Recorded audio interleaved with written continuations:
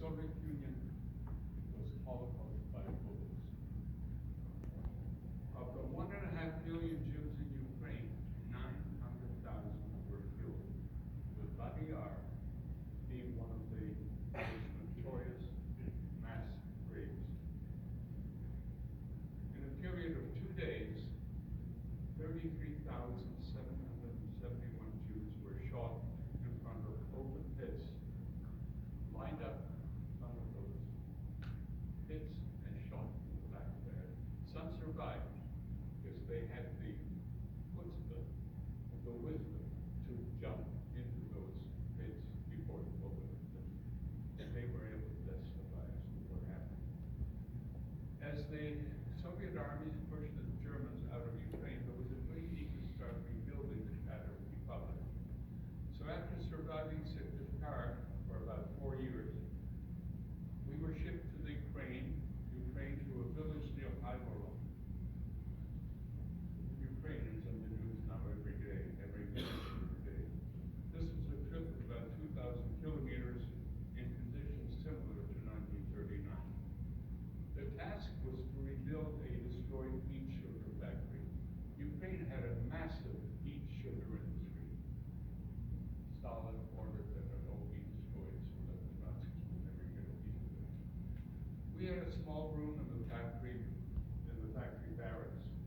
A nearby Ukrainian family, the Mogilas, were very, very kind to us, sharing their farm products and helping my mother, who was weak and ill. It's been said that no one has survived the Holocaust without the help of someone else.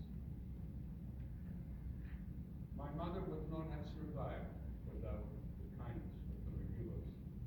My sister and I went to a Ukrainian school, which was one big room with several graves in it. One evening, my father was trying to move a kerosene lamp near my cot and dropped it. The lamp burst and set my straw mattress on fire. I was awakened by screams. My cot was near the window. Moishe happened to be outside. He heard the screams, saw the flames, pulled me out, and I survived another day.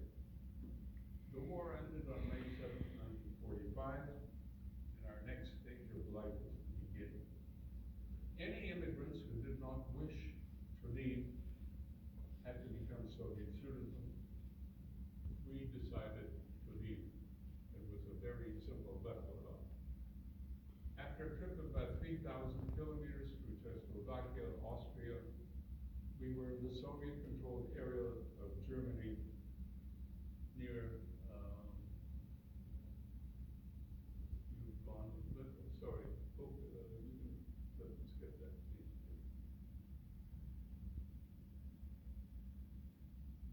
To Waldenburg, or Waldship, as it was called in Poland, Polish.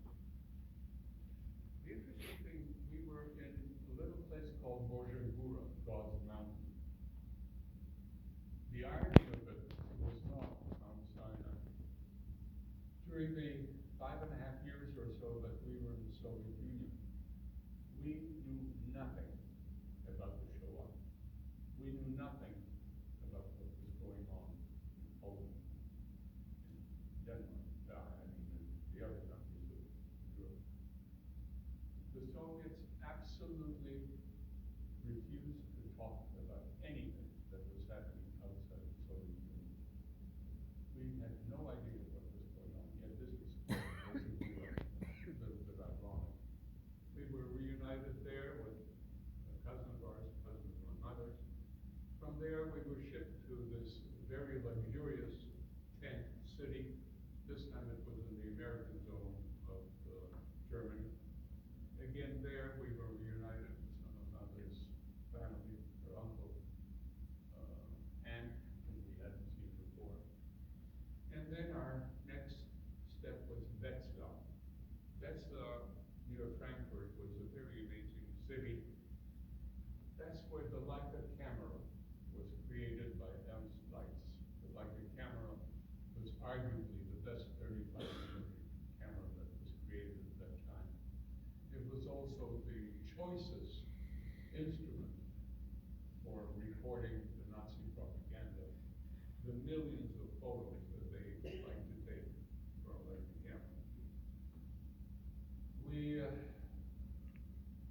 other major attraction in Wetzlar was a massive SS camp. And that's where we were housed with 4,500 other survivors. We knew, again, nothing about the Shoah. And here for the first time, we met the real survivors. And by the way, there's another shot, another photo of my mother and father, Moshe and Manya. Quite a different in texture, my parents' face from the earlier days. Now photos were circulated of the death camps, Auschwitz, Treblinka, Majdanek. We met survivors. We heard their stories. We saw the numbers tattooed on their arms. I held a bar of soap made according to them, made of pure Jewish fat. Emblazoned on that bar of soap was the Hakenkreuz, the swastika with the initials RJF, Rheims Judentat. Many like that. We saw lampshades made of the skin of Jews. And the wife of the commandant of Majdanek happened to be especially fond of those incredible lampshades. We were horrified to see so many Jews damaged physically and emotionally. But we were starting a new life. There were weddings, children were born, schools were established. I went to Beit Sefer Talmud and began learning Hebrew, soon becoming reasonably fluent. A sense of community prevailed in Wetzlar. Zionism became rooted among many families. But we began worrying about our future. Those who wanted to go to Palestine at that time knew it was very, very dangerous, very difficult. Most who tried ended up in Cyprus. And even when I was in school, this was an interesting spot. The teacher told us, it was Friday afternoon, May 14th, 1948. He said, this afternoon we will listen to a special broadcast. And we gathered around the table in the day, and what we listened to on the shortwave radio was that sharp voice of David Ben-Gurion proclaiming the state of Israel. Well, that was an honor Shabbat beyond description. Unfortunately, it still was not a way for us to go, because immediately after the declaration of Eretz Israel, it was attacked by all the neighboring Arab countries.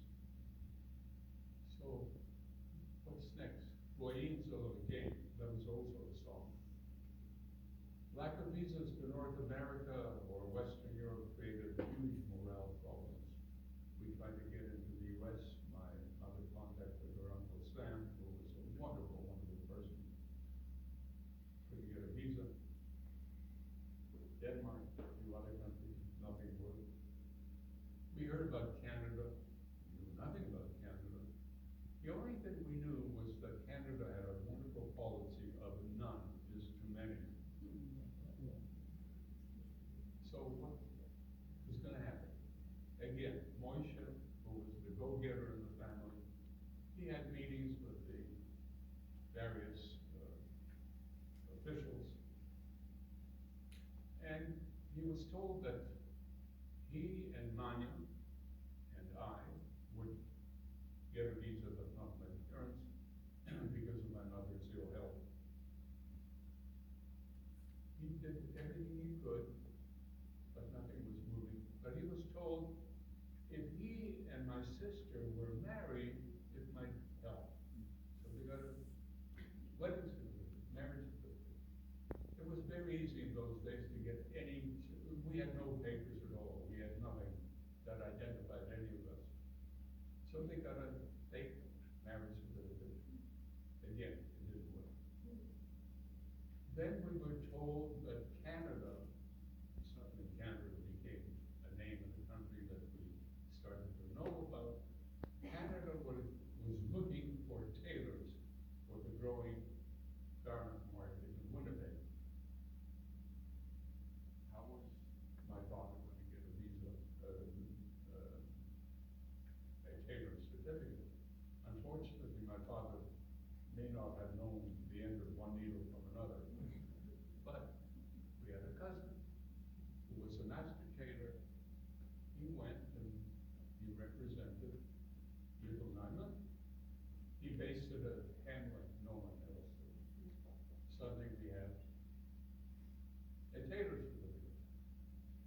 That still didn't satisfy that particular immigration officer. So what does Bush do? He goes to see him again, this time with a tiny little special gift. That wonderful, that wonderful plastic 5 ruble coin that was somehow in whatever I was wearing all those years. And suddenly, the immigration officer stamped a visa for us to go to Canada. The trip was scheduled for the fall of 1948, which was going to be right after Rosh Hashanah. So it was not just the Rosh Hashanah, it was for us a new life. We left Vesta and headed to Bremerhaven. And for the first time, we were in actual passenger cars, not those horrible cattle cars. Our cousins, our family came to see us off, and we set sail for Halifax. Yom Kippur occurred en route. There was no point in fasting because anything we ate ended up in the sea anyway. So after a journey of about 9 days, we ended up in Pier 21 in Halifax. Before boarding the train for Winnipeg, my mother phoned her Uncle Sam and told her that he would meet the train from Halifax in Montreal. So it was supposed to be Halifax, Montreal, Toronto, Winnipeg. I think there was an extra slide going on there. And by the way, my dear nephew and niece, that was the only document that I have been able to retain of who became your parents. At Pier 21, which was a magnificent place, I was invited to speak in 2019, and I was a little bit critical because I pointed out that here was a beautiful welcome sign. This was in the original Pier 21 building, and there are what, 7 languages there, but not Profima Bayi. But I was told that there is a sign of Profima Bayi at the airport, and sure enough, there was one. Also going through the museum, I saw this magnificent Coke sign. I remember that from 1948. I think I fell in love with a lovely lady who invited me to drink Coca-Cola. See, I thought the swirl on the L was a T. So I was invited to drink Coca-Cola. But Coca-Cola cost 5 cents. The problem was we didn't even have 2 cents. But it was something nice to see. But walking through the immigration area, there was a bottle with a little bit of brown liquid in it. And since I've always been curious to find out wie dat is bucks and what's in there, I had a sip of that. And that was my first taste of Canada, a sip of Coca-Cola. We went through that beautiful building, Queenie and I, and we realized how blessed we are, how blessed we were then to be able to come to this wonderful country. And we were told, actually, at that time our granddaughter Candace heard from a friend of hers that there was something about the Nayman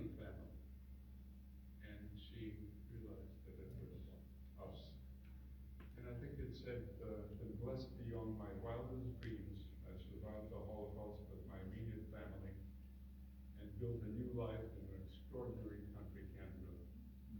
Whatever success I have achieved has been inspired and supported by family, friends, and career associates. My story is a tribute to all who enabled me to become who I am, and a memorial to the beloved members of our extended family, to all who perished in the Shoah, and to those who have passed on since then. I don't know where we are as far as time. I can go for another 4 or 5 hours. Yeah,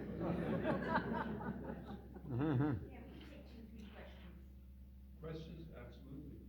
Okay, we'll take But two. before that, may I just, there are a few things that I do want to share with you. I had been to between the Aish Living Legacy and the March of the Living. I've been to Poland 10 times, and I hope to continue as often as I can. But I always wanted to return to my shtetl. Don't ask me why, because I have no reason for it. It's impossible to deviate from any of the predetermined routes on the March of the Living. Please understand that we're dealing with a lot of young people, 17-year-olds, etc. Security is absolutely critical. God forbid there should be ever a problem. But I was finally able to convince the higher-ups that we can stop at Stoczek en route to Treblinka. Treblinka, my neighborhood death camp, is only 20 kilometers from Ishtetl. Just a loop that takes us to Stoczek, and then we can continue to Treblinka. And I was told, okay, but you won't be able to speak at Treblinka. I said, okay, I won't speak at Treblinka. I'll say a few words at Stoczek. The reason I wanted to go to Stoczek, there was nothing left to see of our shtetl. There was only one person who survived the Holocaust in our little shtetl. Her name was Hasha Vardy. She was hidden by a Polish family, who are, by the way, listed at Yad Vashem as among the righteous living. Hasha emigrated to Palestine, and then, after Israel was declared, she decided to go back to our shtetl and see if she can prevail on the town management to create a little cemetery. Smietar Żydowski, a little Jewish cemetery. And there was one matzeva erected in memory of the Jews who perished in the war. So here we are. Visualize, if you will, 4 buses, so huge big buses, with 124 17-year-old students, 4 survivors, 2 rabbis, 20 chaperones, security people, etc., arriving at this little shtetl. And we gathered to enable me to say a few words to them. And this is where I spoke instead of speaking at Treblinka. If you flip to the next screen, that's just a shot of what the place looks like. And I spoke beside that magnificent matzeva. And when I was finished, I was ready to move on to Treblinka. I was told, Saul, we need you to come down the steps very carefully. We need you to come and do something for us. Sure. And what did I do? I was asked to unveil another little matzeva. And I had an absolute meltdown. The local undertaker created this matzeva with the help of Johnny Daniels, who's a very interesting person, and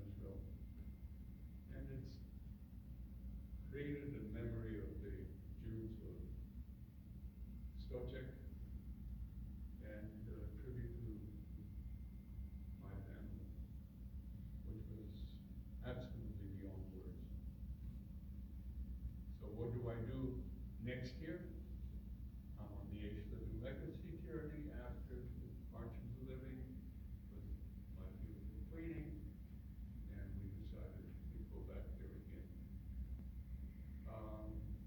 If there are questions, Rabbi, I'd be happy to.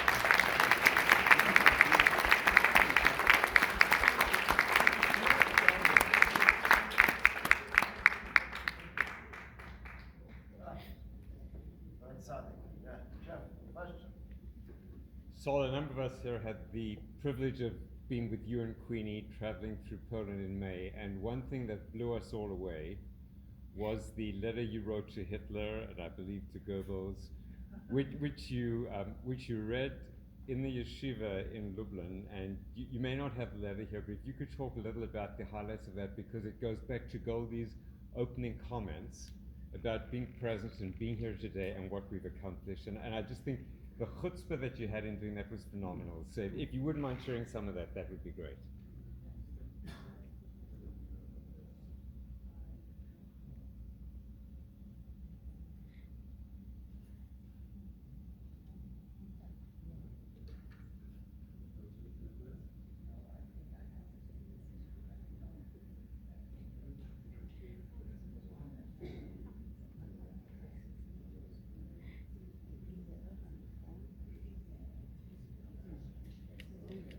Oh. I don't have it here. Rhonda may have it. Rhonda's busy crying, but Well, I'm trying to find it discreetly. You have it? Hold on, You keep gotta talking, read I'll it. find- keep talking. There's hope. Again, when I was on my first journey in 2016 with my sweet Moshe here, I was supposed to speak at Chafnei Yeshiva.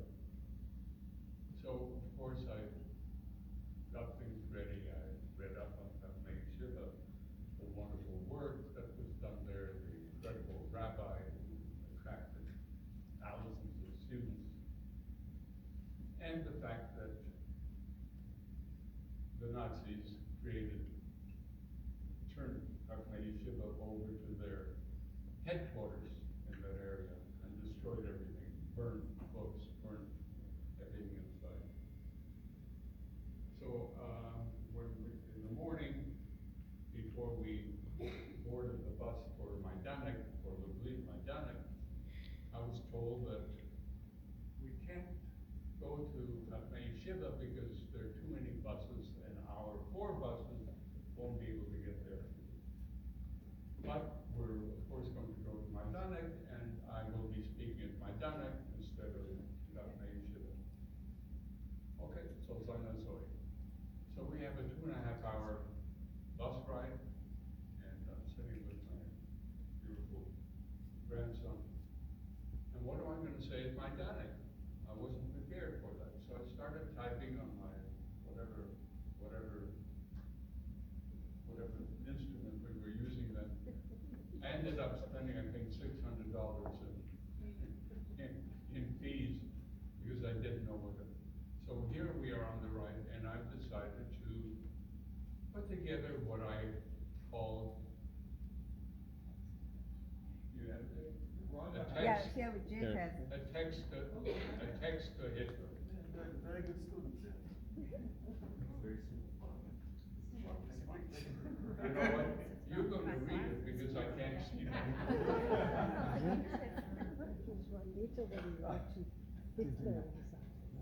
don't know how well I think I did that last year somewhere. Read it, Jim. Jackson, Go ahead, please. but you have to sing it. Pretend that I'm Saul. This is a text sent by Saul Nayman from Majdanek, May 9th, 2016, to Adolf Hitler, Reinhard Heydrich, Adolf Eichmann, and the subject is the final solution. To you and every murdering Nazi, in whichever hell you are, I have returned to Poland for the first time since we escaped in 1939. And I want to give you a status report on the final solution 75 years later. I started in Krakow, Kazimierz, and could not believe my eyes. Hasidic Jews in black hats and hats with long beards and peyot walking around the town and praying at the cemetery. This looked like a scene from 1916, not 2016. In the evening, I and several hundred other Jews sang Hatikva in a synagogue. Can you believe this could possibly happen 75 years after the final solution? I came here with my grandson, Moshe Baruch. 4 generations after the final solution, he celebrated his 17th birthday, and together with a bunch of Jews, prayed in the lobby of a hotel in Poland. Believe it or not. After you murdered 6 million of our people, I and thousands of others from 40 countries took a stroll from Auschwitz to Birkenau, linking arms with several dozen survivors who will never forget or forgive you. Remember the kid from Buchenwald, Israel Meir Lau? Well, he is chief rabbi of one of the largest cities in a country that did not exist when you did, but your buddy Eichmann was there once and never left. Yes, we Jews have our own country now, and it's not Madagascar to where you suggested we should be moved. It's called Israel. Later we will fly there on an airline called El Al. Can you believe the Jewish chutzpah? Our own state with our own airline. We also have a great air force and a superb army, the whole 9 yards. Just so you know, this is being sent from Majdanek. I was supposed to be in Lublin, where your pal Reinhardt set up the final solution headquarters. Remember the Chachmei Yeshiva, which your buddies looted and turned into a military police headquarters? You should see it now, more beautiful than ever and packed with Jews and other visitors from all over the world. How does that grab you? By the way, I finally decided to return to my birthtown, Stoychek Vegrovsky, or Stok, as Jews found it easier to call. You should remember it, as it was only 20 kilometers from Treblinka, my neighborhood death camp. There were about 1,200 Jews there when you attacked Poland. The day I returned, there was only one, me.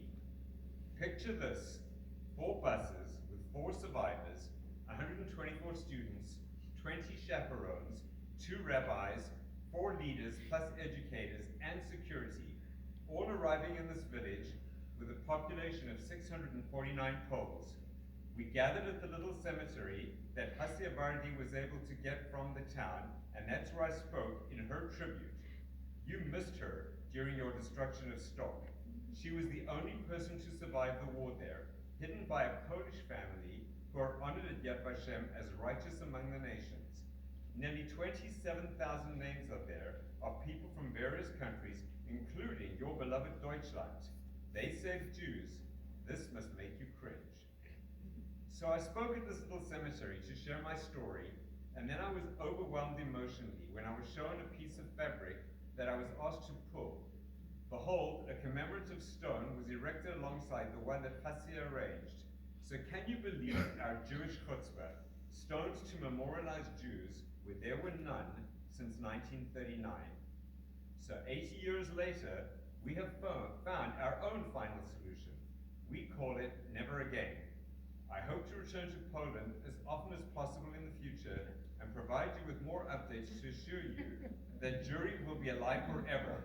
All you need to know are 3 Hebrew words: Am Israel Chai. Signed, David Shlomo from Stoychek Vegrovsky, one who got away. Click send.